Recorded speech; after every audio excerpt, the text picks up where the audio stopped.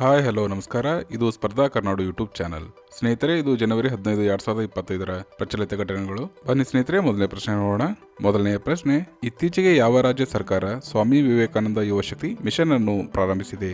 ಸರಿಯಾದ ಉತ್ತರ ಮಧ್ಯಪ್ರದೇಶ್.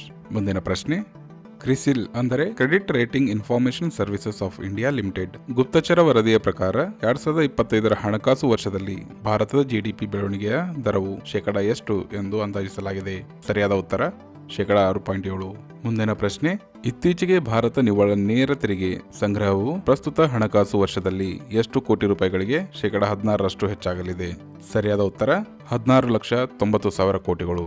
ಮುಂದಿನ ಪ್ರಶ್ನೆ, ಡಿಸೆಂಬರ್ 2024 ವೇಳೆಗೆ ಭಾರತದ ಒಟ್ಟು ನವೀಕರಿಸಬಹುದಾದ ಇಂಧನ ಸ್ಥಾಪಿತ ಸಾಮರ್ಥ್ಯವು ಎಷ್ಟು ಗಿಗಾವ್ಯಾಟ್ಗಳನ್ನು ತಲುಪುವ ನಿರೀಕ್ಷೆ ಇದೆ?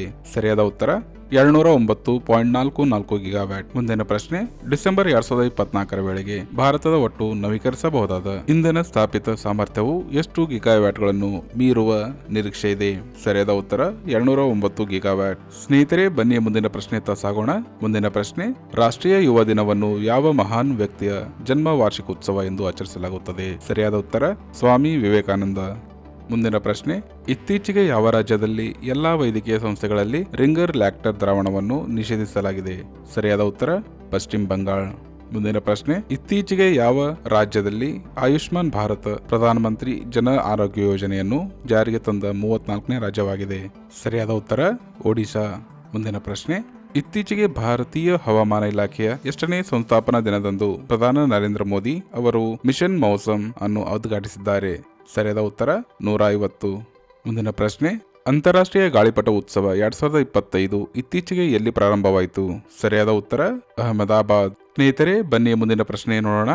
ಪ್ರತಿ ವರ್ಷ ಯಾವ ದಿನಾಂಕದಂದು ಭಾರತೀಯ ಸೇನಾ ದಿನವನ್ನು ಆಚರಿಸಲಾಗುತ್ತದೆ? ಸರಿಯಾದ ಉತ್ತರ ಜನವರಿ 15. ಮುಂದಿನ ಪ್ರಶ್ನೆ, ಇತ್ತೀಚೆಗೆ ಖೋ ವಿಶ್ವಕಪ್ 2025 ಎಲ್ಲಿ ಆಯೋಜಿಸಲಾಗಿದೆ? ಸರಿಯಾದ ಉತ್ತರ ನವದೆಹಲಿ. ಮುಂದಿನ ಪ್ರಶ್ನೆ, ಭಾರತದ ಕುಡಂಕುಳಂ ರಿಯಾಕ್ಟರ್ ಆರ್ಗಾಗಿ ಯಾವ ದೇಶವು ಇತ್ತೀಚೆಗೆ ಪರಮಾಣು ರಿಯಾಕ್ಟರ್ ಹಡಗನ್ನು ಕಳುಹಿಸಿದೆ? ಸರಿಯಾದ ಉತ್ತರ ರಷ್ಯಾ. ಮುಂದಿನ ಪ್ರಶ್ನೆ, ಅಧಿಕೃತ ಅಂಕಿಅಂಶಗಳಿಗಾಗಿ ವಿಶ್ವಸಂಸ್ಥೆಯ ಬಿಗ್ ಡೇಟಾ ಸಮಿತಿಗೆ ಇತ್ತೀಚೆಗೆ ಯಾವ ದೇಶ ಸೇರಿದೆ? ಸರಿಯಾದ ಉತ್ತರ ಭಾರತ. ಬನ್ನಿ ಸ್ನೇಹಿತರೆ, ಇಂದಿನ ಕೊನೆಯ ಪ್ರಶ್ನೆ ನೋಡೋಣ. ಇತ್ತೀಚೆಗೆ ಯಾವ ನಗರದಲ್ಲಿ ಭಾರತೀಯ ರೈಲ್ವೆ ನನ್ನ ನಗರವನ್ನು ಬಣ್ಣಿಸಿ ಅಭಿಯಾನವನ್ನು ಆಯೋಜಿಸಿದೆ? ಸರಿಯಾದ ಉತ್ತರ ಪ್ರಯಾಗ್ರಾಜ್.